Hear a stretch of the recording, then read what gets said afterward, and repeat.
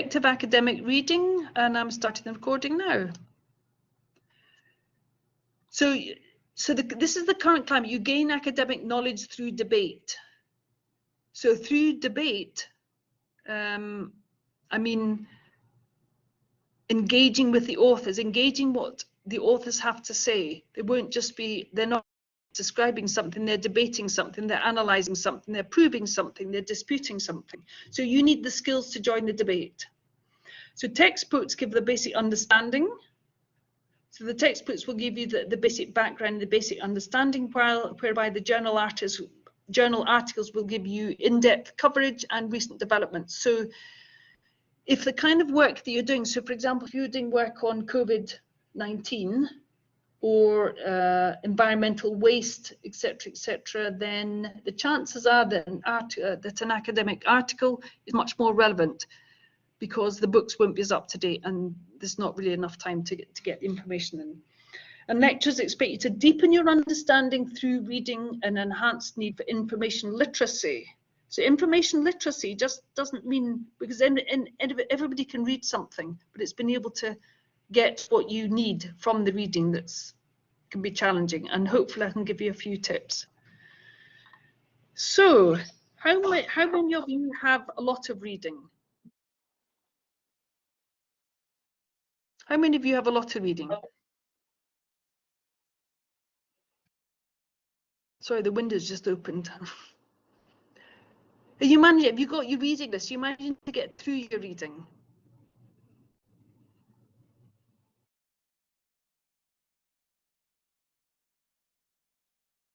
Do you enjoy your reading? So let me know what you think.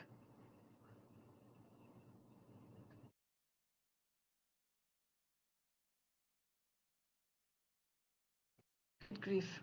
Yeah, a lot of reading.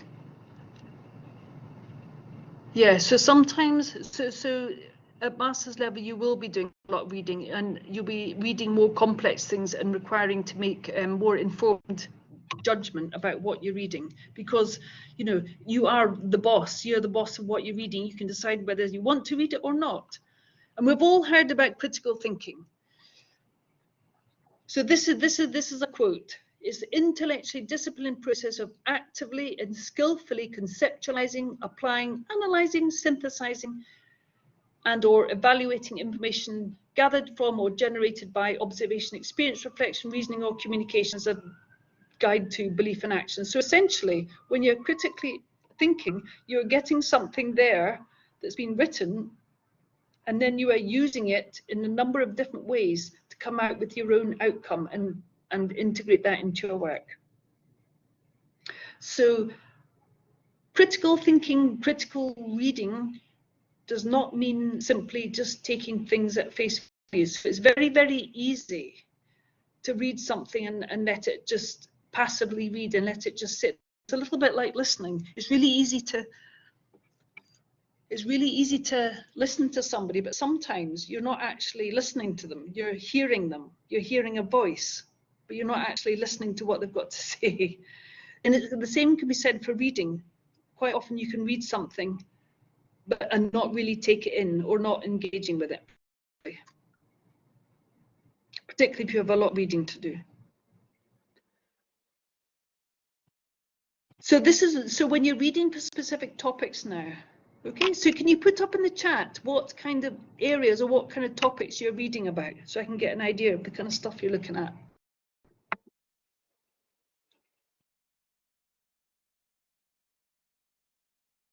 Can you give me an idea of what kind of areas you're reading about for your coursework, for presentation?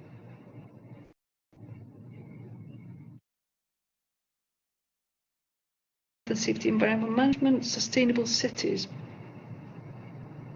Okay.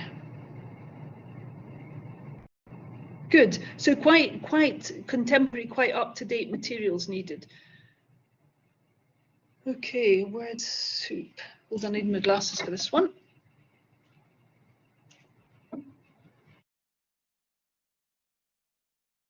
Mining and waste management. Attacks. Okay. Max, what program are you studying?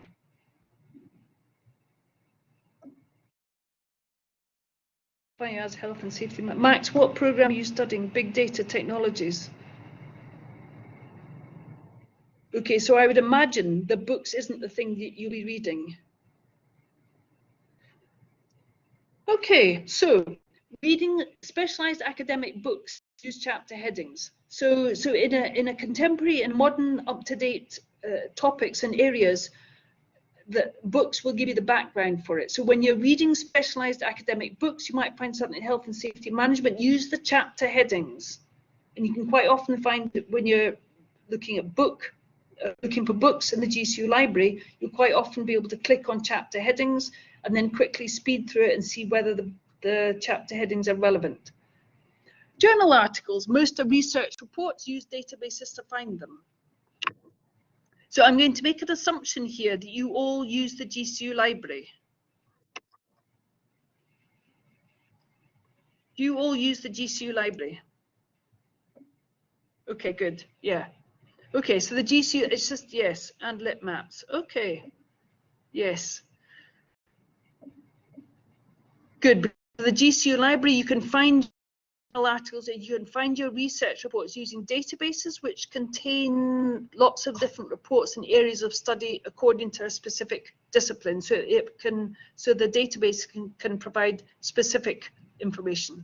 Official reports put out by government departments and international organizations. So that they collect data, analyze problems and present solutions, and databases, like I just said, are online indexes. So if you find databases that are relevant to your discipline or to your area, then you can use them. So I think I said right back at the beginning, I said the current climate is a need for information literacy. So say some decades ago, the need for the information literacy wasn't as apparent as it is today. So it's with the rise of technology and the spread of knowledge and the much quicker dissemination of knowledge, it's become much more important for us to be able to be literate when it comes to accessing and using information. So I think the most important thing is to identify the need for information. So when you're writing something, whether it be a coursework or a dissertation or a case study or a report, you need to know exactly what you're looking for. So there will be a statement in it or a question. So first of all, you understand the question that you've been given or the area you need to research. You will then identify the need for looking for the information. So you need to know exactly what you're looking for, which quite often you can think, yeah, I know what I'm looking for. It's kind of to do with that. But you need to find out, ask yourself the question, what exactly is the question? So you will or ought to have the ability to assess current knowledge and identify the gaps. So when you're using the authors within your work, you are assessing the knowledge. You're assessing the work which has been done by other academics in your field, and you'll be illustrating how they've contributed towards your work, and then you will also be identifying gaps. So particularly in something I think like health and safety, environmental waste, mining waste, if anything that's quite new, it could be like space waste. The more recent something is and the more closer it is to us, the better able you might be to identify gaps in it, which can always be something that you put at the end of a piece of coursework. You will then have the ability to construct strategies for locating information. So once you know exactly where you're looking for, you can then find it. Then you make your plans to how you're going to find it. Ability to locate and access information, gather it, ability to review and compare and evaluate. Because remember, all different pieces of information and different articles and different reports will have different voices. They'll have different ways of putting things forward. You need to be able to organize the information and the ability to apply the information, the knowledge gained. So you will have gained, or you will be gaining knowledge from other authors in your field. And the skill is to be able to apply that knowledge to what you're putting forward. Now I'm going to put a link to a Padlet once I've found it. Okay, so I think we've used a Padlet before. For those of you who haven't been here before, Padlet is a piece of interactive. It's an online interactive storyboard. So I'm going to put up a link to the Padlet now. Apologise if I leave the webinar, and I'll come back in again.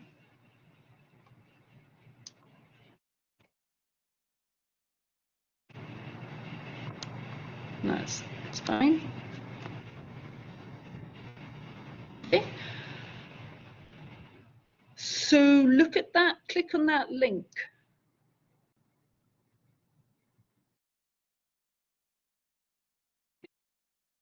First article. So this is just an example of other information that you could be using if you're in construction management. This is an example of just information. So if you give me a second, I will go and find a good example.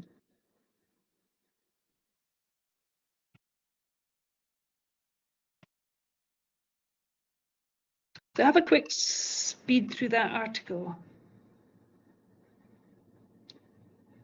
In fact, quite often if you go down to the... Okay, so if you go down to the bottom, to conclusion, overall, drones are an increasingly popular technology developing in society today. So if you're doing an article, let me see what the article's about. Application of drone technologies in construction management. Okay, if you're using that, if that was your research area and that was your subject area, you would then, the bit at the end is contributing towards what you're saying. You're saying according to, or as stated by, and then you put the authors, and you say it is clear on the above evidence that drones are becoming more and more popular today. Okay, so whatever you're reading needs to contribute towards the argument. Okay, if your research was the fact that drone technology is not useful or is useless in construction management, then that conclusion would refute it. You would say something like conversely, or on the other hand, or in disagreement. Okay. Yeah, so critical reading. So like I said a short while ago, when you're reading something, reading shouldn't be passive. It's very easy, like I said, it's very easy to read something and just not really, just take it in, but not really question it. So when you're reading something, you should always have the who, what, where, why, and when in the back of your head, asking yourself, is that piece that you're reading, is it really contributing towards what you're researching? So it's like being a judge at a trial. You'll have to cross-examine the arguments of others, but remember the arguments are subjective. So what claims is the text making? Are these claims backed up by evidence? So for example, if you're reading a case study and they're making claims about something, is a decent study that's been carried out? Are there any deviations between this and other texts? Do they all say the same thing? For example, using the drone technology one, do they all say that drones are being used? Or is that just in developed countries? What reasons are given for these claims? So I'm just going to ask you in the chat, how do you normally read things apart from just starting at the beginning? Do you have a special way of reading or a set of rules? How do you tend to carry it out? So put something in the chat there.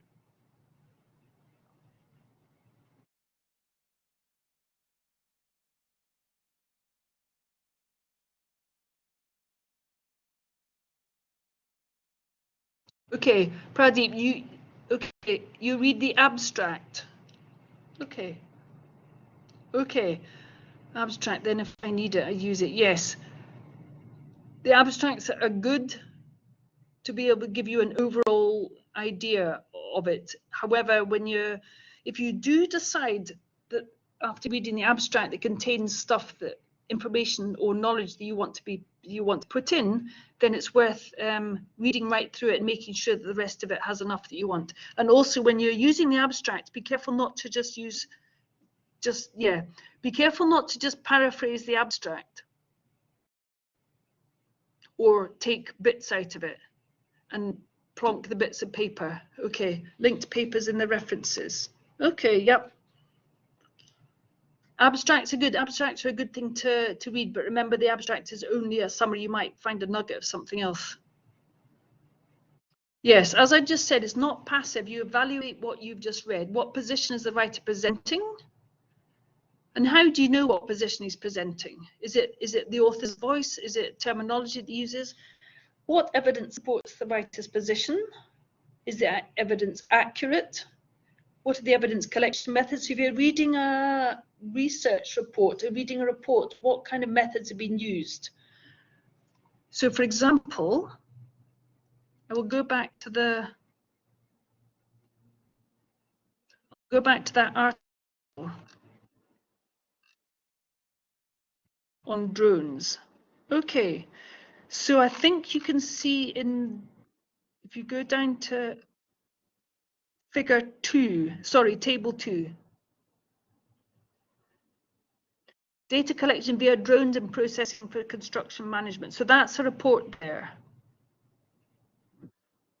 And the relevant work, and that report is credible because you can see that the report has had the reference, relevant work on the right-hand side, the column on the right-hand side.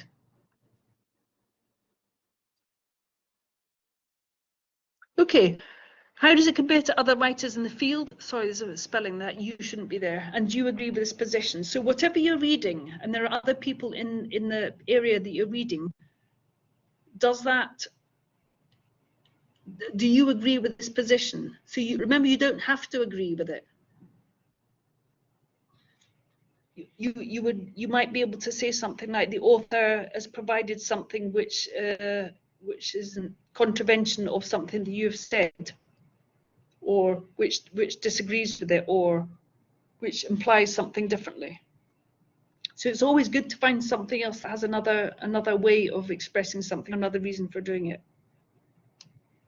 So I think most of you should have done this, been quite good now at being able to not taking information at face value, because there's so much information out there.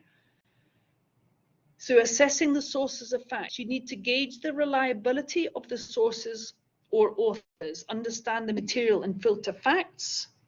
Yes, experimental results can be evidence. Yes, yep, you can use that as evidence.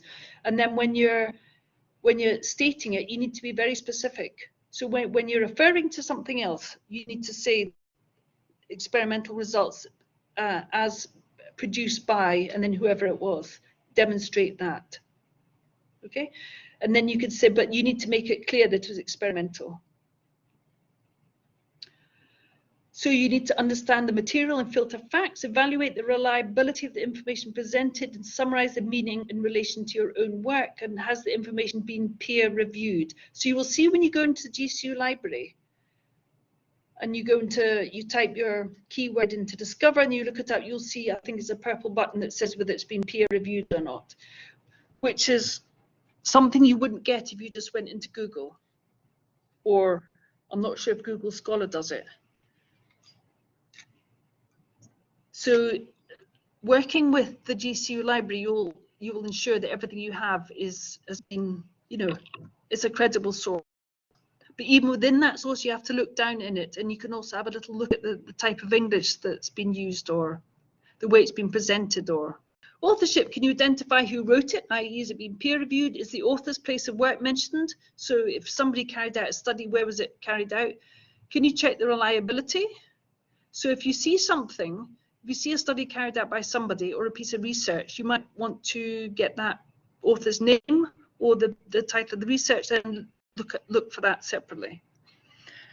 Because web resources often disappear, can you check the reliability of the data? So if you're looking up GCU Learn and then Discover, and you get an article, and then if you look on their website for something, you may find that you go back into a fortnight later and the website's disappeared. which is the whys and wherewithals of the website. So it's got to be objective. Is the author's position or interest made clear? Is the language emotive or not? If it's too, is the author being emotional about what he's saying? Is he putting forward his own opinions, or is it fairly unbiased? Is it clear when the information was produced? Does the date meet the requirements? So it's worthwhile. In fact, if we go back to the article on the use of drone technology.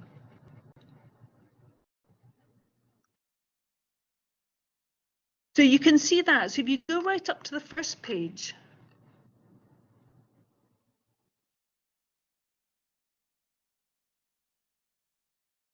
Okay, so you can go up to the first page and you'll see that research was carried out by those two authors there. So put in the chat, so looking at that first page, where did they work? So that says find out where people's work. Where did these authors work? Look at the first page. Yeah, that's exactly it. So that's where they were. So you can quite often look at that and find out a little bit more about it. So if you had time, or you had a key piece of research, you might want to look into it a little bit further. And there's the abstract there. So I would think that this fulfills the criteria. Look at the references at the end. There's a load of references. And also you can see that, let me see, when's the date of that? 2019. Okay, so it's current, it's up to date. And the information is clearly communicated. So go back again and have a little look at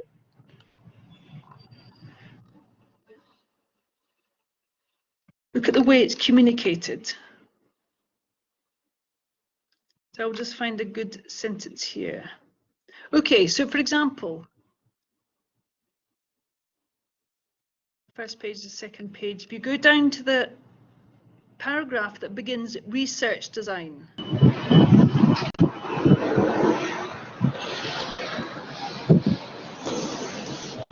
Somebody's got their mic on.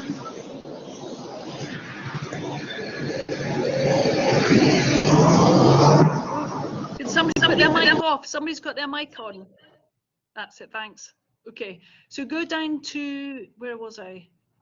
Yeah, go down to that. I think it's the third page under research design. There are 3 main procedures that have been carried out in this research project. Okay, that is a good topic sentence. The topic sentence is the first sentence of a paragraph, which is gives you the main bit of the main information that you're going to be reading about in the whole paragraph.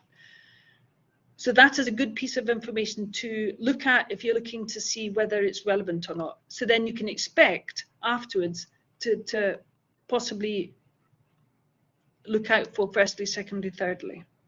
Okay, so when you're doing your reading, I think one of the most important things is to decide exactly what you're looking for, because it can be very easy to think you're looking for 3 or 4 bits of information, or actually not being quite sure what you're looking for. Another thing can be difficult is finding the exact, you haven't narrowed your search filter down in the library enough. So you might have thousands and thousands and thousands of articles. So if you put in the correct key terms or the correct search word, you'll come up with something that's relevant. So identify the purpose and the audience, main points, introduction, conclusion to establish position, use the topic sentences to identify the argument. So skimming is just when you have your piece of paper there, your article, and you're just reading through it quickly. Abstract, introduction, conclusion, and then you can use the topic sentences to identify whether it's telling you what you want to hear. Then you need to search, skim, then you need to select your information. So once you've selected it, you read it carefully and efficiently and know what you're looking for. So I'm going to ask him a little question here. Is this how you look for your information? Or how do you tend to look for your information? Or do you have a system?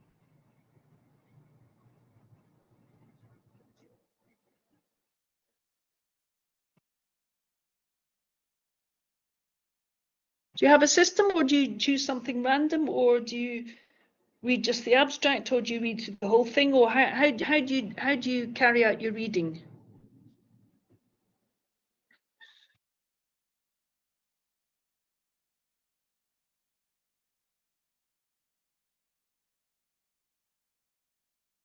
Okay, put something in the chat. Okay, bitmaps with a seed. Okay, anybody else?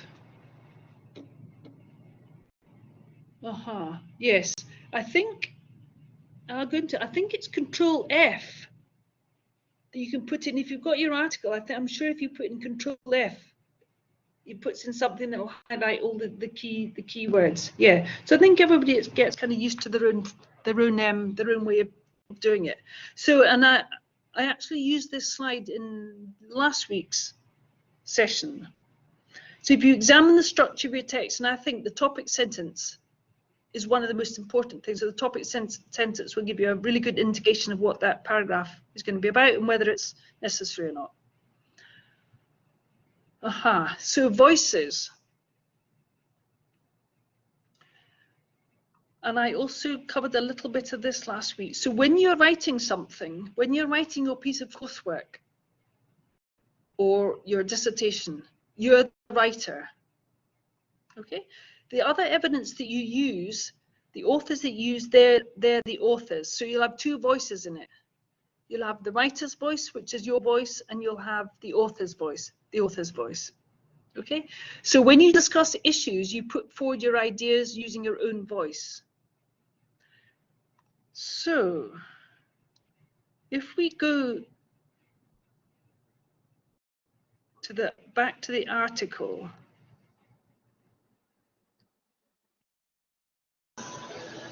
Okay.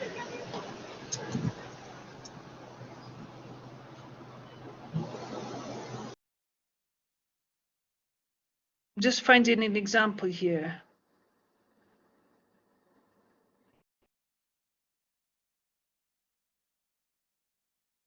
I think we'll just, so we're back on the drones article. If we can go down to conclusions. Okay, go right down to the bottom. Okay, and you've reached conclusions. Look at the first paragraph, beginning overall. Okay, whose voice is that in? Is that in the writer's voice or the author's voice? Put that in the chat. Is that the writer's voice or the author's voice? Now, assume you've all got the article. So the first paragraph and the conclusion there, has everybody got the article, even people who came in late? If you haven't got the article, then go up to the... Yes, good. It's the writer's voice. So, and the reason why we know it's the writer's voice is because there's no reference to an author, there's no citation. So that first paragraph is the writer, which would be you.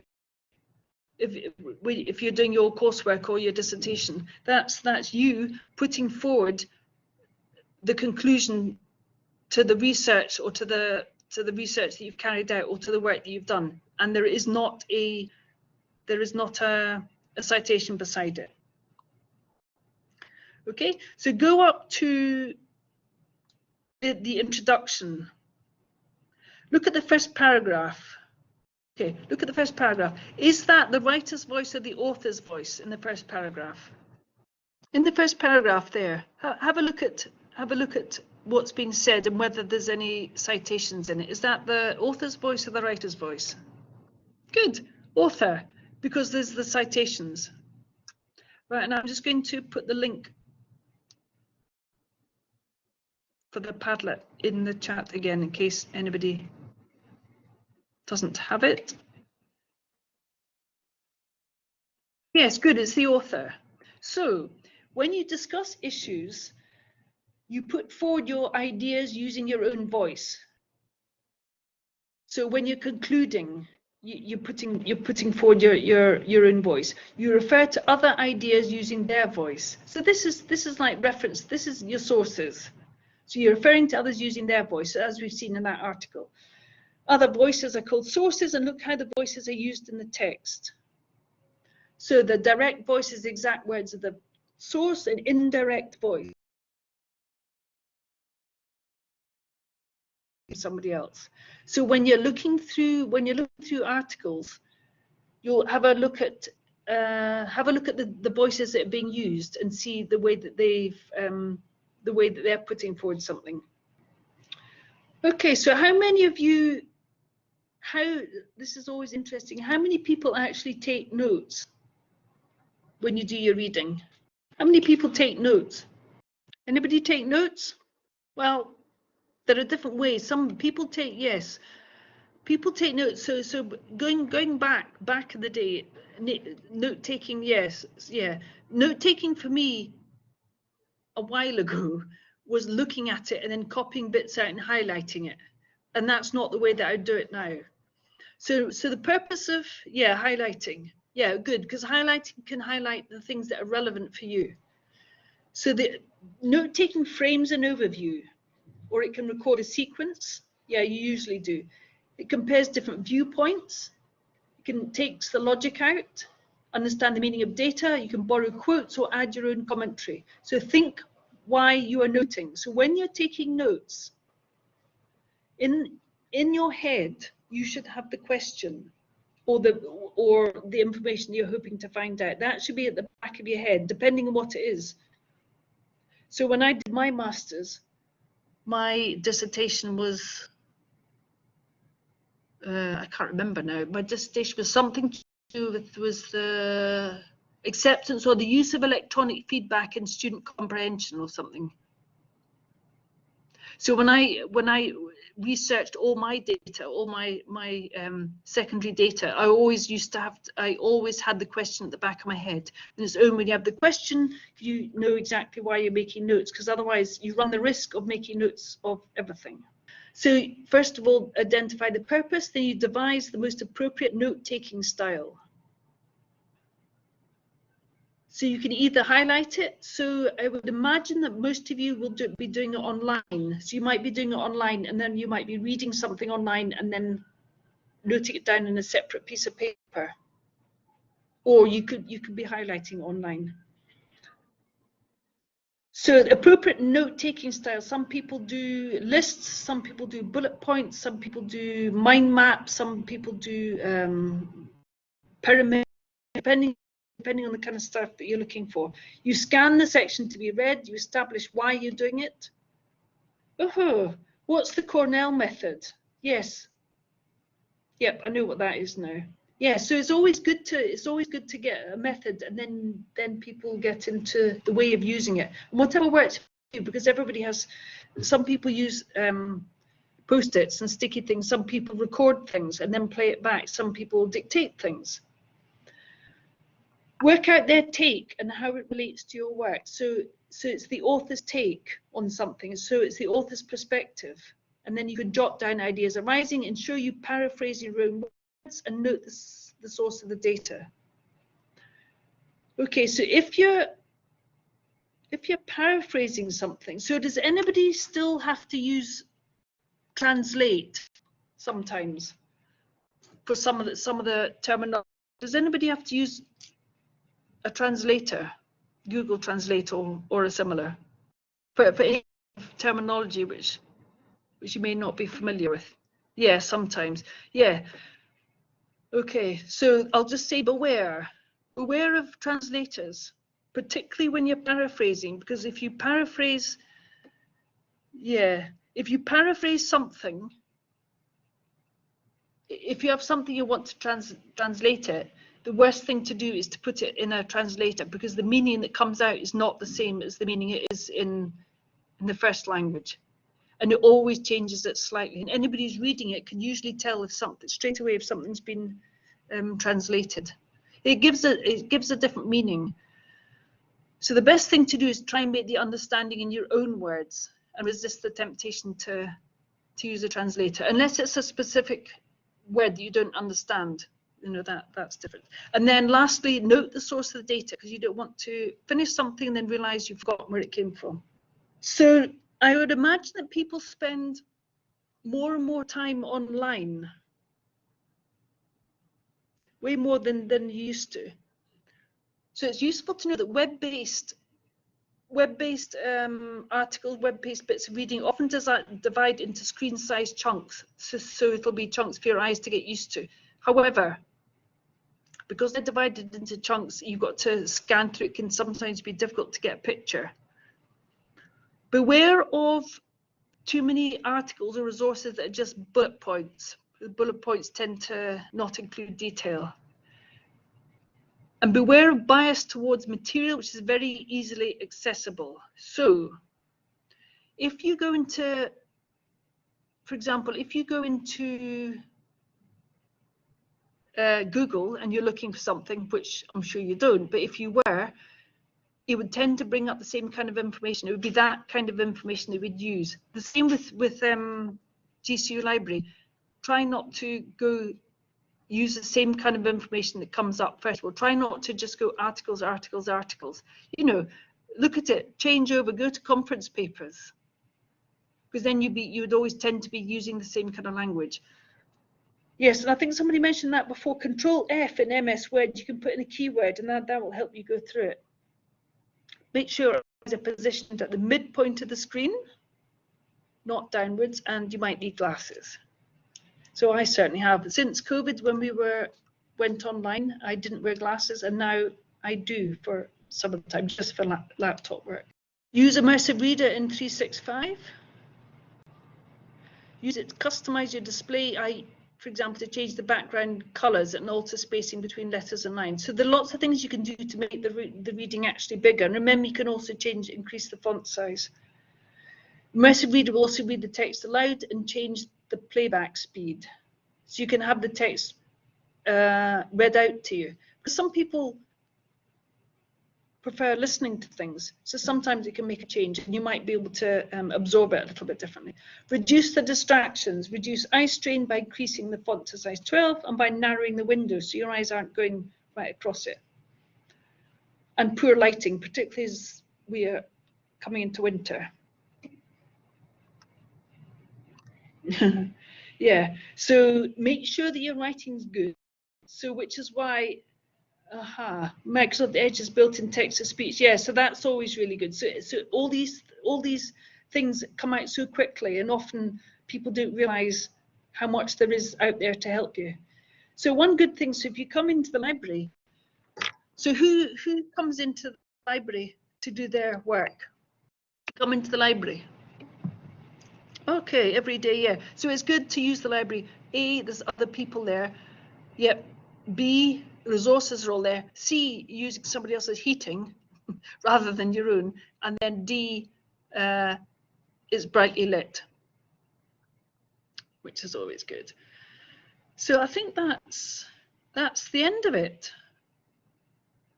So I hope I've given you a good overview of the importance of reading and the importance of being able to look at the voices in your text, so the author's voices in your text, and not just absorb what they're saying, but absorb and